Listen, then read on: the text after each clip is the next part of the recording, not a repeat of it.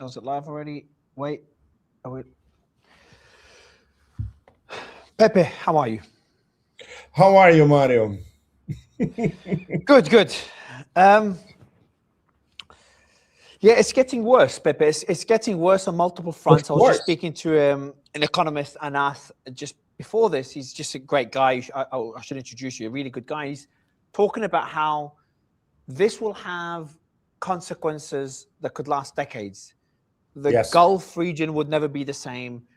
The rest of the world will not be the same. Many countries will now want to be energy independent, no longer depend on importing energy from other countries, especially with the importance of energy for the AI race.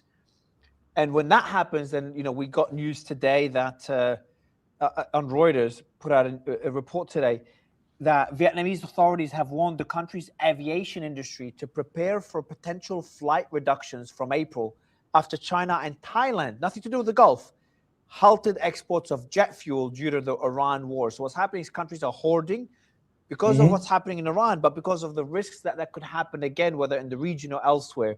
So the globalized world is fracturing based on what happened now, what is happening now in the Gulf, especially after the red line was crossed 2 days ago by Israel striking the gas fields in Iran, the world's biggest gas fields in Iran, and then Iran retaliating in kind by striking the gas fields in Qatar and other facilities in Saudi and the UAE. So, what do you make of this, Pepe? Well, I am in Southeast Asia, and today I was talking to Chinese, Thais, and Singaporeans about it. We were also talking about Vietnam. I have connections Vietnam, business people who go from Thailand to Vietnam all the time. The situation is becoming very serious in Vietnam and Thailand. There's no question. Here, there's a rationing already going on, something that I never saw in Thailand in quite a while. Gas stations that are completely void. There's no gas. Wow. So when it comes to that, that's very, very serious. At the same time, the absolute contrast. People in Singapore are getting in the financial system. They're getting ready for a tsunami of funds coming from the Gulf. I think we talked about this the last time about Thailand. Thailand, for the moment, is one of the preferred destinations. Singapore is the next one, and sooner or later, Hong Kong as well. So we can be sure that hundreds of billions of dollars, between 200 billion, 300 billion, one of their favorite homes from now on is going to be Southeast Asia. And in the case of Hong Kong, of course, Hong Kong is a connection between Southeast Asia and South China Sea, southern China. Of course, this money won't go to China, but it will go to Hong Kong. It will be recycled everywhere. So this is something that we already see here. In my talks with Europe, it's I would say it's now beyond despair.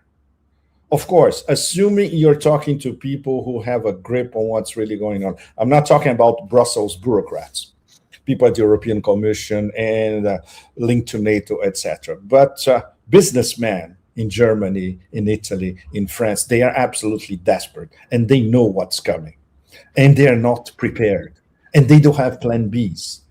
So, yes, the beginning of the mega collapse of the global economy is right in front of us in real time. Cool. I was asking him a question. I'm like, why can't things go back to normal? His answer, like, I love your auspicious mindset. yeah, That's very no, refreshing. the reason I'm thinking is that there's a lot of countries that have rebounded well after war. Now, I understand also the striking of energy infrastructure is like a country using a nuclear weapon. There's certain red lines you shouldn't cross because when you cross them, it changes the world we live in. Like if Israel Mhm. retaliates around, like some people are talking with a tactical nuke, that changes everything about society that we know of today.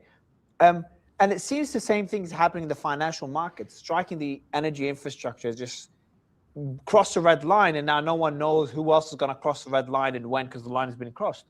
Um, so this is the explanation they've done to me, and this kind of answers my question of whether things can go back the same. Um, Then how bad will they get though? Then Pepe, some people are talking about a potential depression, $200 oil. Yes.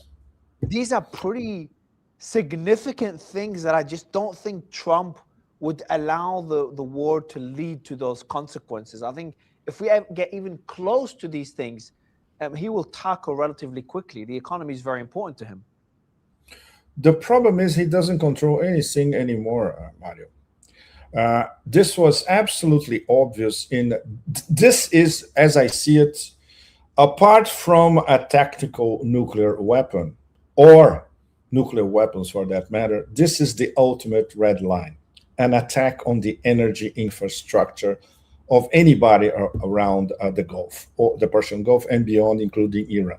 So they attacked processing compressors in the South Pars gas field, which is very, very important. The geology is the same. The geology doesn't make a difference between South Pars in Iran and the North Dome in Qatar.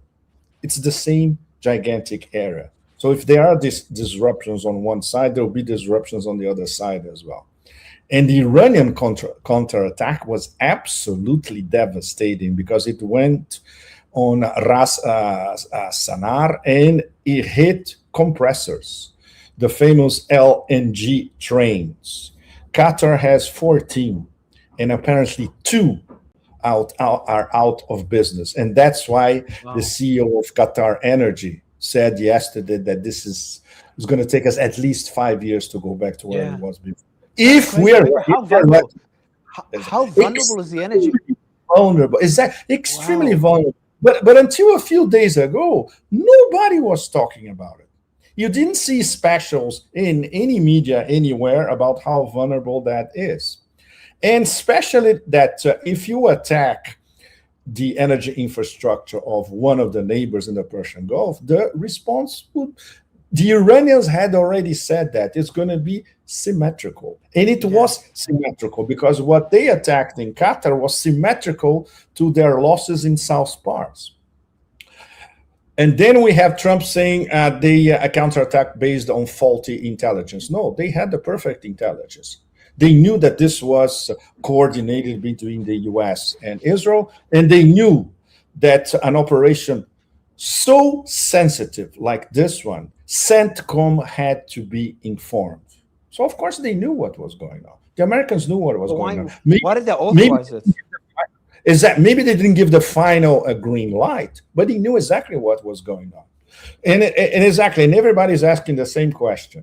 Is there anybody with an IQ over 20 in the Trump circle to tell him in 3 sound bites, don't do this because it's absolutely suicidal, and then it's going to be a cascade of consequences?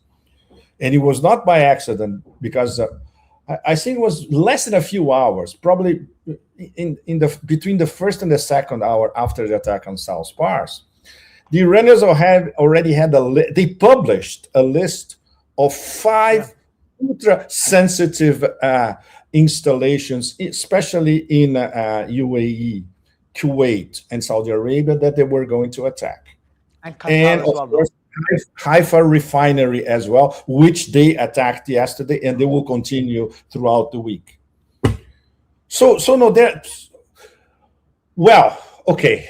trying to not to despair with the whole situation, because the situation is despairing.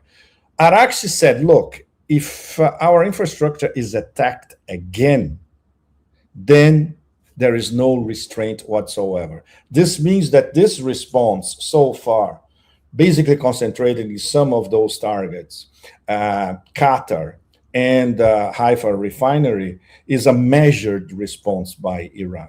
If there is another one, then all bets are off. The US, though, wins in this. The US is a net exporter of natural gas. Yes. Number 1 is US, Russia's number 2. Like the top 5 are the US. So Qatar's number 5. Wow. Qatar is the 5th biggest natural gas producer in the world. And when it comes to, in terms of just based on the current rankings of the top producers, US number 1, Russia's number 2, Iran's number 3. China's number 4, Qatar's number 5. When it comes to natural gas, Yes. that is crazy. But 2 out of the top 5 have been severely hampered. they don't count Turkmenistan, Mario, and that's an enormous problem because nobody, for some reason, can actually quantify how much gas Turkmenistan has. It's a lot. But the thing is, most of it is going to China in that famous $7 billion pipeline that China paid for and built. So practically over 90% of Turkmen gas goes to China. And they do swaps with Iran, especially along the border. You know, like along the border of Iran or Turkmenistan, they prefer to use Turkmen gas, and it's cheap. And they use their gas for other provinces, more remote provinces.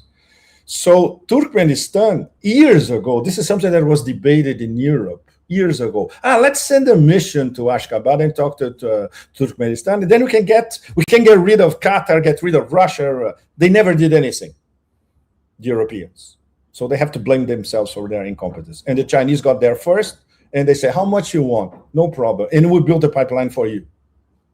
They solved the problem. But Qatar now, if they have, they're talking about 17% of their LNG out of the market. This is for years. Gigantic. It's like, and it cannot be replaced by anybody. Norway, Algeria, Turkmenistan, whatever. Nobody can replace. And Russia, everything is essentially for China. So that's it. Who's going to pay the bill? The clients. Some of them European, some of them Asian. And of course, when we get to oil, it's even more complicated. But in oil now, we have this extraordinary new arrangement, which is the toll booth in the Strait of Hormuz. It's very simple. Yeah. You have to prove that you pay for your shipment in Petro yuan. You have to pay the toll, which is negotiable with the IRGC. You have to navigate very close to inside Iranian territorial waters and very close to the Iranian shoreline, so they can even visually, okay, that's the ship, this guy, they paid, the signal, and it's working fine. The toll varies. For instance, the Financial Times is saying it's $2 million per tanker. No, it varies. Some people won't pay. Example, Bangladesh, and of course, Bangladesh is not a superpower. They called the Iranians and said, look, we desperately need our oil and gas. Can we make a deal? The Iranians said, okay, no problem. As long as you prove that you paid in Petro yuan and it's going to Bangladesh, you can cross. India, case by case basis. Pakistan, case by case basis. So some are paying and some are not. What we do know so far is that any ship linked to US, Israel, or NATO interests cannot cross, period. So that's where we are. We have the nationalization of the Strait of Hormuz, de facto.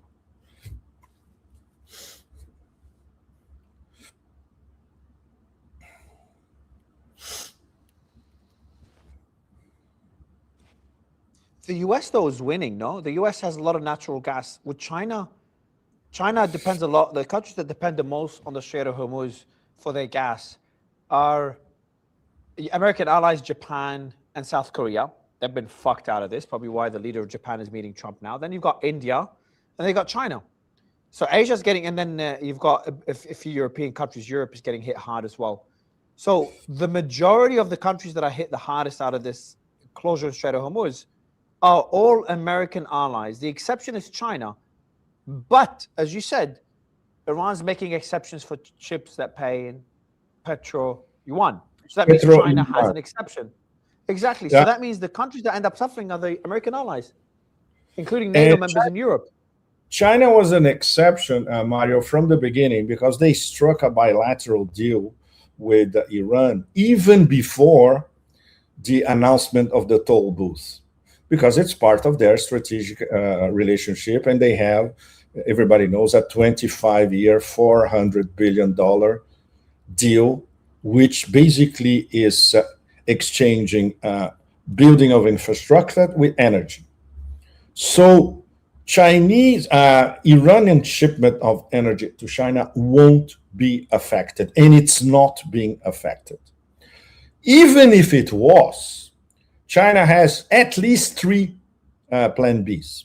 Number one, more gas through the power of Siberia. Number two, more gas from the Myanmar gas pipelines. I was discussing this week here. And Thailand also gets gas from Myanmar. So Myanmar, if they can ramp up their production, they have zillions of customers now. And number three, China can get more oil from Kazakhstan, their neighbor, as well. So they're not worried. And on top of it, their reserves last at least 4 months, which is more than enough for them. And they diversified. They are, I always mix up these numbers. It's 84.6 or 86.4, totally self-sufficient in energy. So if they lost, and they won't because it's still going, shipments from Iran would not be a huge problem. And in terms of oil coming from the Gulf to China, it's very simple. These oil tankers just need to follow the 3-step procedure, pay the toll, and they will sail to China. No problem. So American allies are screwed the most. And then you have, on top of it, you've got Trump. Let me find the message here. Trump is actually writing this on Truth Social. Without the USA, NATO is a paper tiger. They didn't want to join the fight to stop a nuclear-powered Iran. Now that fight is militarily won, with very little danger for them. They complain about the high oil prices they are forced to pay, but don't want to help open the Strait of Hormuz. A simple military maneuver that is the single reason for the high oil prices. So easy for them to do with so little risk. Cowards. And we will remember. I respect his audacity. He's the reason the strait is closed, but he's attacking them that the strait is closed. Yes. He's the best at politics. What is NATO going to do? Because they need the oil, but they don't want to be part of this war. And they don't want their ships to be sitting ducks for Iran. So then what does NATO do now? Well, the ones in Brussels, once again, with a functioning IQ, know that, first of all, it's impossible to send a rescue mission to snatch the Strait of Hormuz out of the control of Iran. Anyone with a brain can see that already, even without getting into the technical details. Probably the only thing that is correct in Trump's outburst is calling NATO cowards. Yes, by definition, they are all cowards, starting with the cowards in Washington. Don't forget that NATO is the Washington arm of militarized foreign policy. NATO doesn't exist in a vacuum. When you go to NATO headquarters outside of Brussels, everything is run by the Americans outside of Brussels. And you have those figureheads here and there, and those retired generals, that usual crap. An enormous bureaucratic machine, like the European Commission, also in Brussels. So you have these two bureaucratic machines fighting with each other in the coward quotient, And obviously, first of all, they have not been consulted about anything, starting with the launch of this war. Second, Trump trying to drag us into a war that they didn't even know about from day one. They know it's beyond political suicide. Number three, they have better fish to fry, or fish that they won't be able to fry because they don't have gas to fry them, which is trying to solve their energy problem now that the Qatar gas that was going to Europe is not going anymore. And they shot themselves in the back forbidding Russian gas. So where are they going? There's nowhere to go. Once again, it's not going to be Norway. It's not going to be Qatar. It's not going to be Turkmenistan. It's not going to be Algeria. There is nowhere to go. Yeah. Far out. They're in a tricky position because they're trying to become less reliant on foreign energy sources, including gas and oil. But that will take time to achieve, take years to achieve. And in the meantime, I feel like, and we've seen them tiptoe between, no, we're not going to open the Strait of Hormuz, to, hey, they formed a group. A few of them formed a group. I can't remember who it was, the UK and a few others formed a group to consider potentially getting involved. 5 of them, exactly. Do you remember who the 5 countries were? Germany, UK, France, Italy, and there's another one. One more.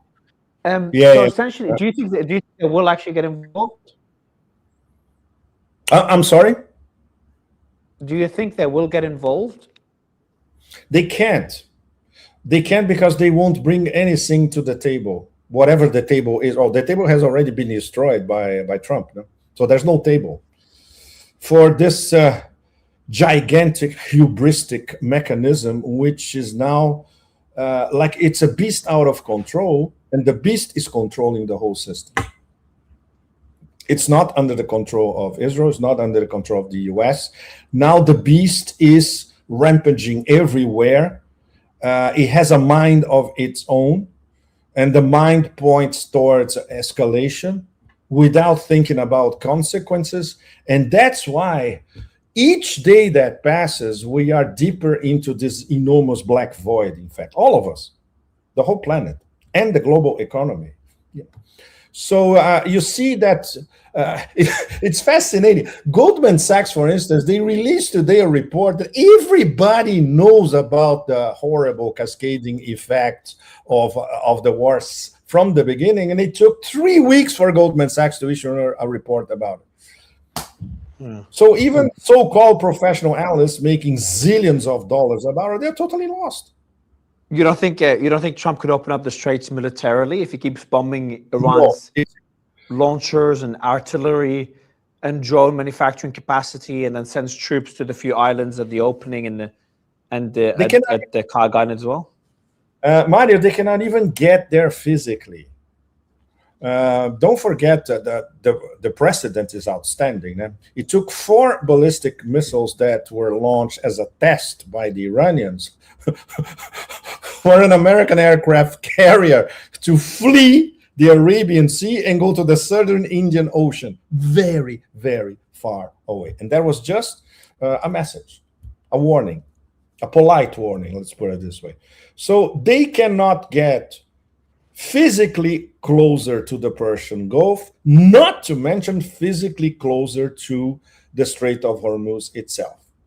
If by some Hail Mary pass they would do it, once again, we have to remind, obviously, people at the Pentagon, they know about it. The whole southern coast of the Persian Gulf and the Gulf of Oman, both sides of Strait of Hormuz in Iran, is crammed with anti-ship missiles. This is something, when I was there last year, we couldn't see it, but everybody was talking about it, including the port of Bandar Abbas, which, by the way, was bombed in the past 24 hours. A military installation close to the port of Bandar Abbas. And, of course, those very fast mini boats equipped with torpedoes, which Iran has not even launched yet. They're just there in their subterranean cities, just waiting. So it's physically impossible to unblock, let's say. Why are they sending troops there? Is it a bluff, or are they seriously going to try, you think? It's a completely suicidal mission. Completely suicidal mission. And it's outstanding. There's nobody at the Pentagon to actually confront him and say, do you want 5,000 Marines in body bags? This is what you're going to get. This is what you're going to get. It's going to be Bay of Pigs times 1,000. Did you hear Netanyahu's comments yesterday that caught everyone by surprise? He's like, we don't need the Strait of Hormuz. We can build pipelines all the way to our ports in Israel and ship the oil from there. Did you see that? Yes, I did, Mario. And it's he's trying to resurrect IMEC. Remember IMEC? Which was announced with a lot of fanfare 1 year, 2 years ago. Theoretically, it's called India Middle East Corridor. It's not.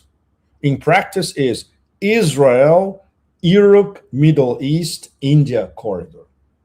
The idea of IMEC is to have Israel as a sort of node linked to the UAE via these pipelines that they still have to build. Not to mention pipelines, they have to build roads, highways, you name it. And then Israel could be an energy node sending energy to Europe, and via the Emirates sending energy to India. This is the original idea of IMEC, which is now completely dead, resurrected by the AI Netanyahu that showed up yesterday. It's already proved that it's an AI. You see, I'm sure you've seen the footage. It's already proved that it's an AI. You think it's not Netanyahu that's speaking? Yes, it's all over X, Mario, with evidence. Oh wow! But the pipeline, if they do want to build that pipeline, so essentially, do you think that could have been planned from the get-go to close the Strait of Hormuz to be able to build a pipeline through Israel, or that's looking too much into it? Even if it was planned from the get-go, this would take. This is an operation that would take years to build the connection between Israel and the Emirates. Would take 4 or 5 years at least, even more. Absolutely out of the question. And when they announced IMEC, is that they announced as if all the infrastructure was ready. No. When you look at what they still have to build, it's like 800 kilometers of highways, 800-kilometer pipelines. You don't build this in 1 week. It takes years. Ask the Chinese. This mega pipeline from Turkmenistan to China, it took them at least 4 years. Going back to Iran's military capabilities, we've talked about it before early on in the war, and it seems their drone and missile attacks have actually increased in the last few days. Yes. Why? How? What do you? Are they able to? Did they have launchers they were not using, or did they have? Are they building new launchers, which I think will take a lot longer to build new launchers? Are they importing some from China or from? What was the country that people are talking about that was importing by Tajikistan? I think they were sending aid that might have had drones. Do you remember they were sending humanity. They sent Tajikistan. They sent humanitarian aid. Okay, yeah. You saw those reports, though, that some people think that it might have had drones as well, because Iran has drone manufacturing facilities in Tajikistan, which I'd love to get your thoughts on. But where are those capabilities coming from? Okay, Mario, let me give you a comic relief answer to your question. They're not listening to the Pentagon. Now, okay, more seriously. The most important, let's say, underground cities where they have the top-of-the-line missiles and their top-of-the-line drones, which are geraniums from Russia, remodified into new Shaheeds, they are in the eastern and southeastern part of Iran. None of them was reached by Israeli or American bombing so far. Only the ones in the western part or the southwestern part. And that's why the Pentagon has been saying we killed everything inside, or we bombed everything inside. Maybe on the western part, the southwestern part of Iran, maybe.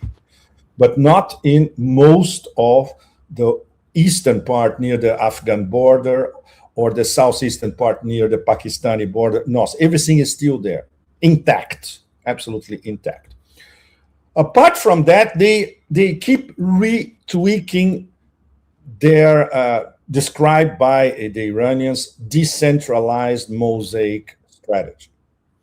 So sometimes it's, we're going to have more ballistic missiles and less drones in this volley, but in the next volley is going to be completely different. Guess who taught them how to do that? Russian technicians. The lessons that the Russians learned in Ukraine in terms of coordinating ballistic missile volleys and drone volleys and how to play with that, they taught the Iranians their modus operandi in detail. This is extremely important. So we have this let's say, intel op by the Russians on one side, and the Chinese op is way more complex because it's 24/7 high-tech satellite intel provided to the Iranians. And that explains the accuracy of everything that they are doing. which brings us to the first shooting in the history of humanity of an invisible F-35. Yeah. How could they possibly do that? The simple answer is, forget the radars. We're not interested in radars. We're interested in heat sensors. So they use their own heat sensors in a system called Majid. And this is what brought down the F-35.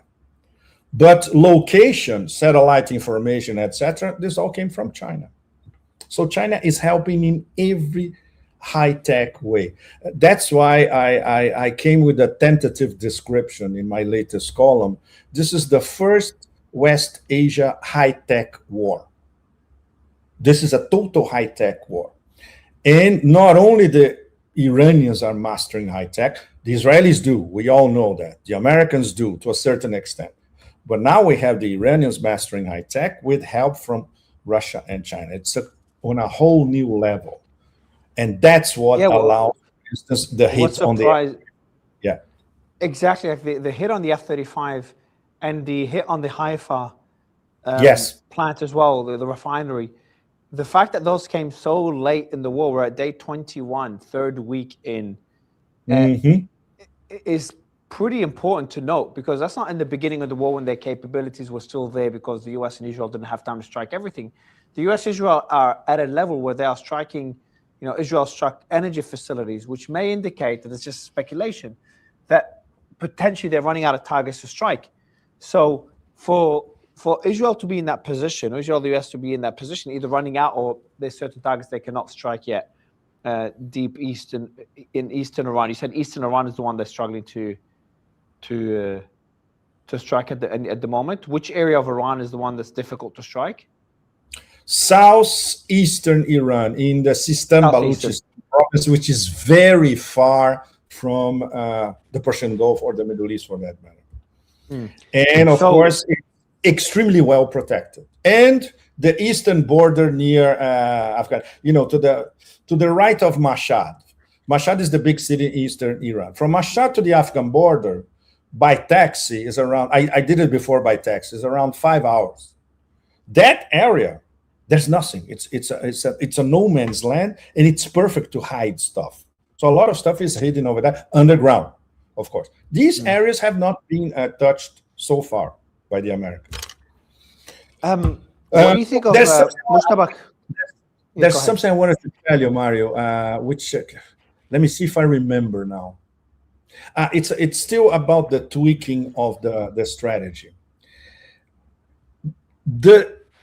I'm going to lay down for you and for our viewers the terminology that the Iranian military are starting to use. And it's the first time that I had the chance to confirm the way they are tweaking the whole thing with their own terminology.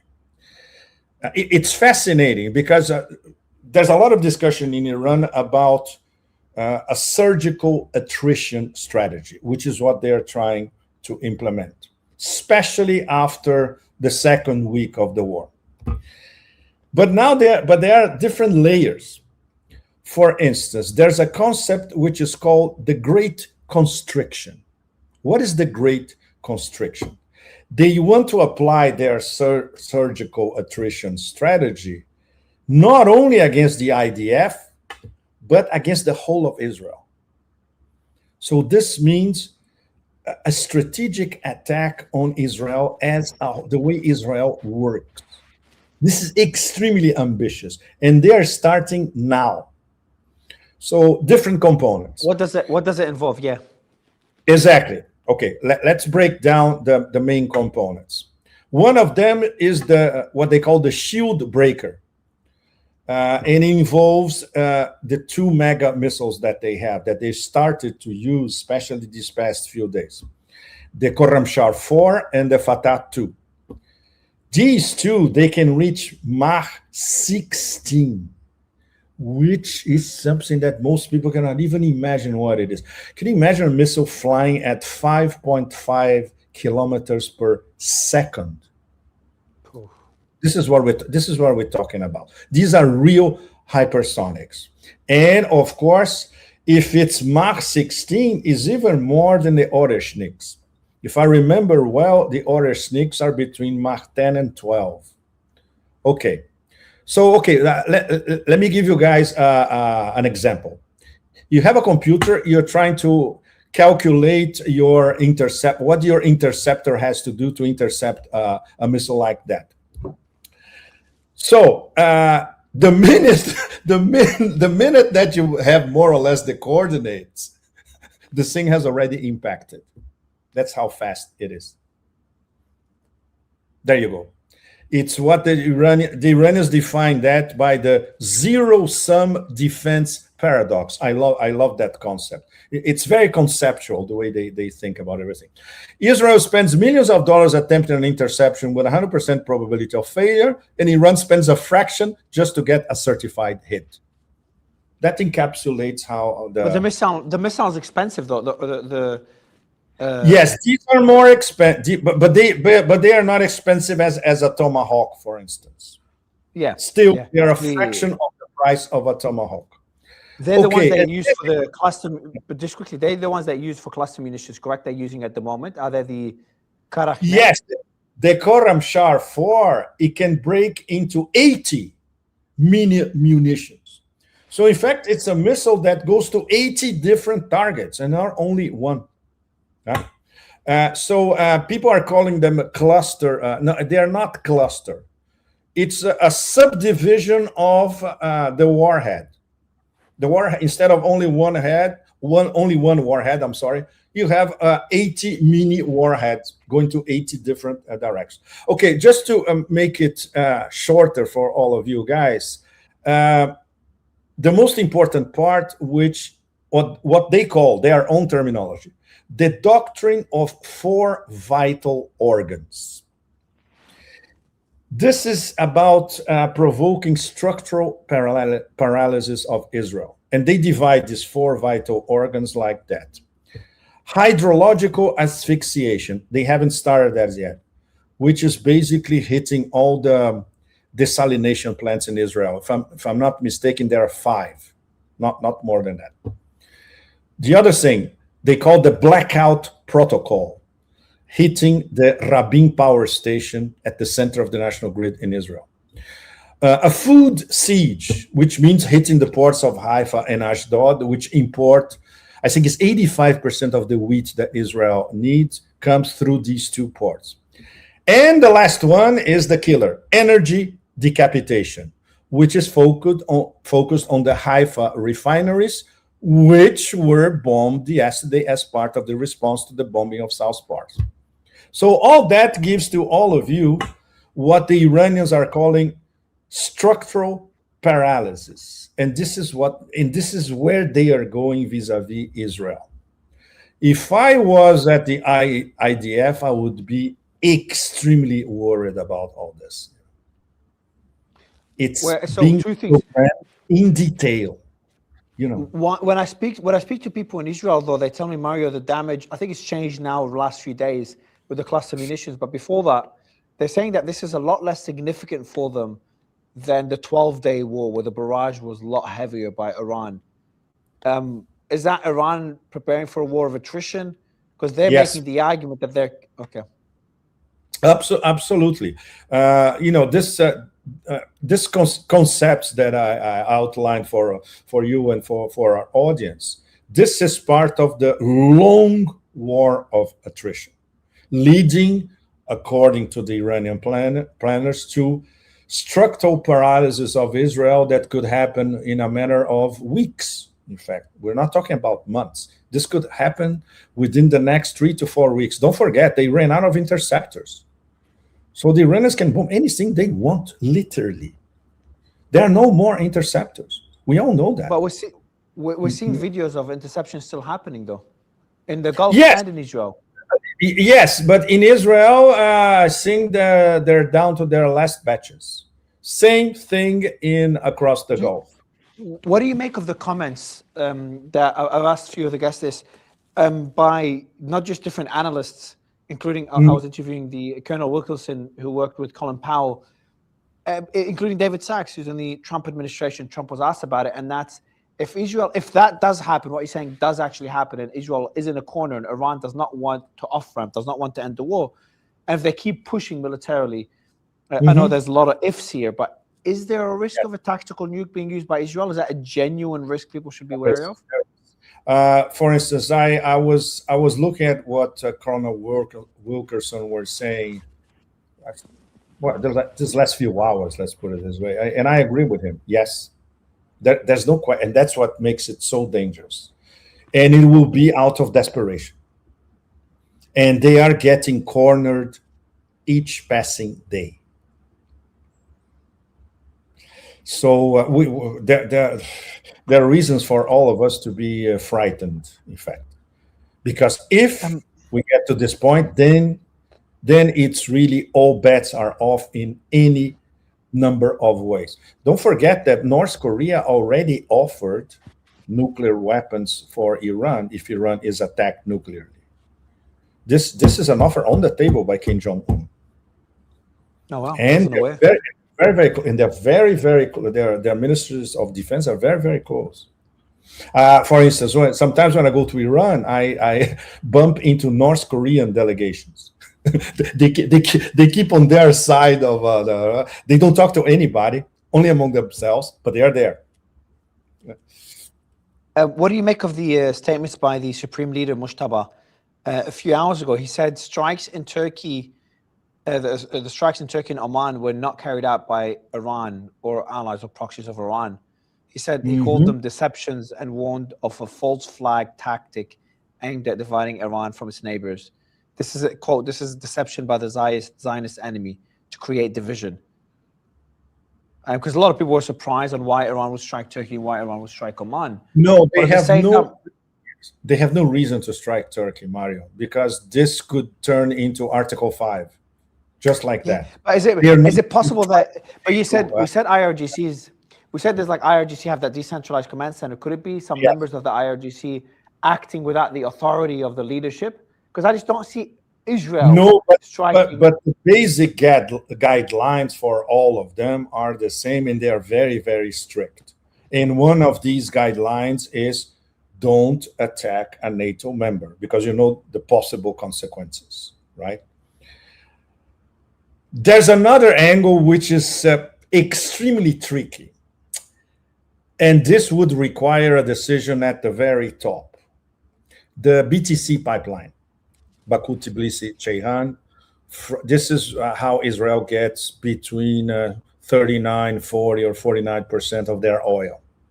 The oil is essentially Baku oil. Transits through the BTC, arrives in Ceyhan, you load into Israeli cargoes, and they go to Israel. This would require a decision ultra sensitive. Should we not bomb the pipeline per se, but should we bomb the terminal in Turkey or the Israeli cargo? There are tankers that are leaving Ceyhan to go to Israel. That will be more perhaps acceptable than bombing the pipeline itself. We could come to that in the future. This is another thing it's on the table. For the moment, the RGC, they are looking at the behavior of Azerbaijan. If they identify that Azerbaijan is helping physically and by having it as a base for Israeli attacks against Iran, they're going to go after Azerbaijan. There's no question. For the moment, there's no evidence. That's why the whole thing is so volatile. Yeah, but I just don't like. It just feels like Iran is facing the world. There's no one else involved militarily in support of Iran. But when it comes to, we are alone. And this enemies of Iran, you've got the obvious military, the US. Yeah. Yes, but this in itself is the fact itself is it's mind-boggling. They are alone against US, Israel, a great deal of the Persian Gulf, because obviously they are against Qatar, UAE, Saudi Arabia, and Kuwait. There's no question about that.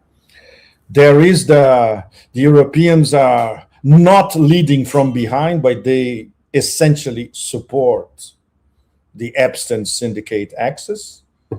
And there's nobody helping in Iran. apart from the axis of resistance. This means Hezbollah, the militias in Iraq and Yemen, which it's still unclear. They have not said that they are entering the war. They say that they are prepared. They've been very. Why is that? They've been very weird. No. They're being ambiguous, Mario, on purpose, meaning that if Iran asks directly, which the IRGC won't, or if the Yemenis are attacked, that's another possibility. They will enter the war immediately. And then it's, we know what that means. Blocking the Bab el-Mandeb and blocking the Red Sea. And the whole thing.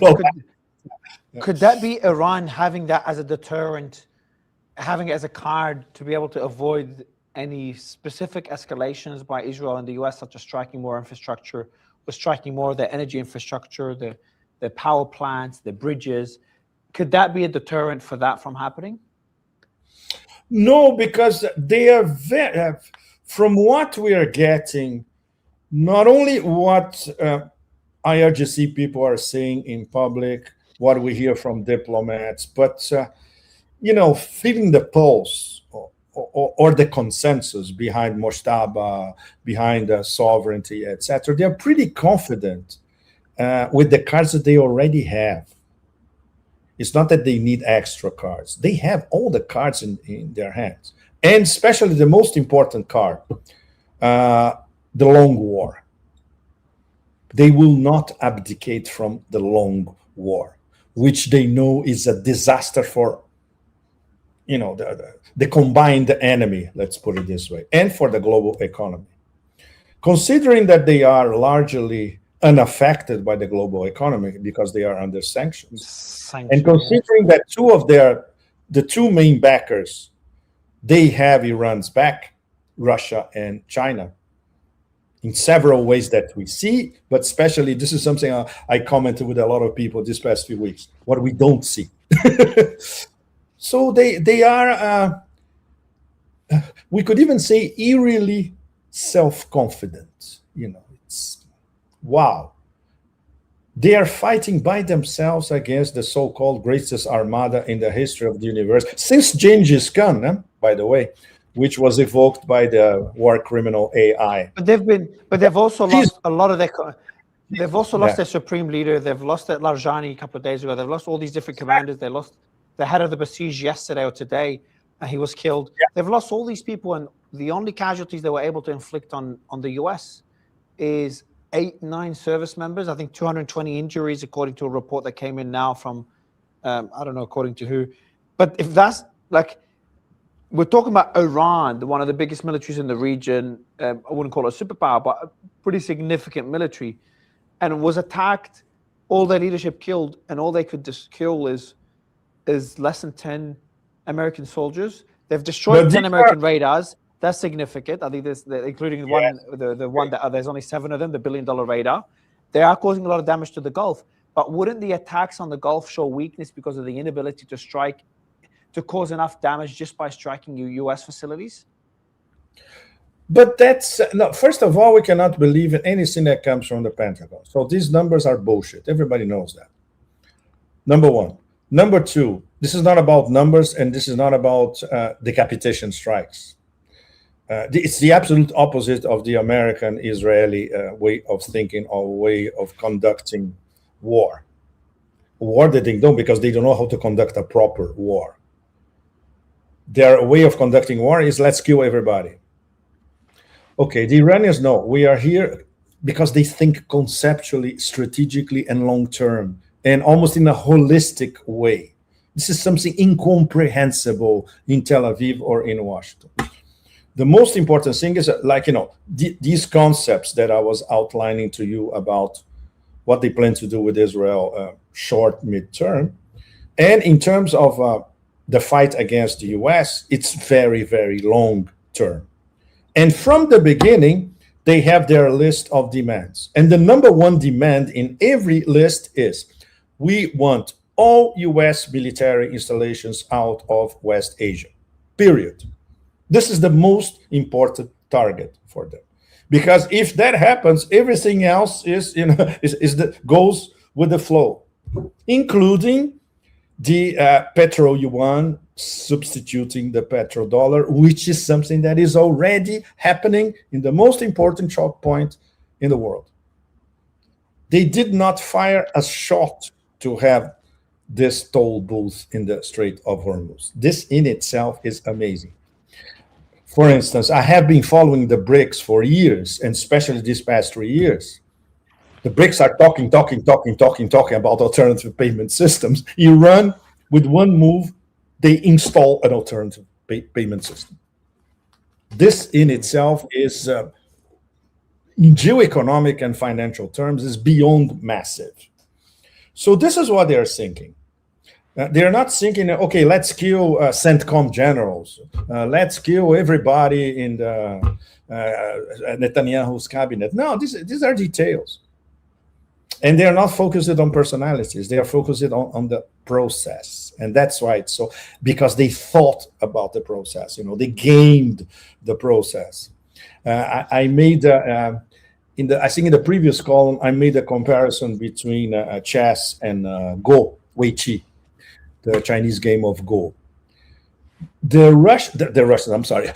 Persians are doing a mix of playing chess, which they practically invented. Some say it was invented in India. Okay, whatever. They were one of the inventors of modern chess. And Wei Qi, which is to encircle the adversary and destabilize completely your adversary. This is what they're doing.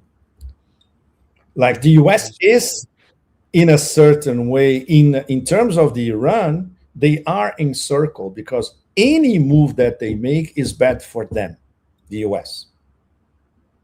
The famous zugzwang, absolutely. And Trump got himself into a zugzwang, which proves that nobody among his extremely mediocre circle understands strategy or had read the best strategists in history, from Sun Tzu to Clausewitz. They don't know shit about strategy, because this war, the way it was launched, it was the zero strategy war. And in fact, it was, like we all know, we're going to get rid of it in 1 weekend. When the markets open on Monday, you can do your mission accomplished dance. Not really. Oh. Well, Pepe, I know it's late for you, so thank you so much for doing this. I know you're pretty tired, and it's been a great discussion. I really enjoyed it. It's always a pleasure to have you. Mario. Thank you. Keep it up. And we are all struggling now. Yeah. And we don't know what's coming next, which is wow. That's the concerning part. Thank you, Pepe. Okay, thank you. Cheers. Bye-bye. Bye-bye.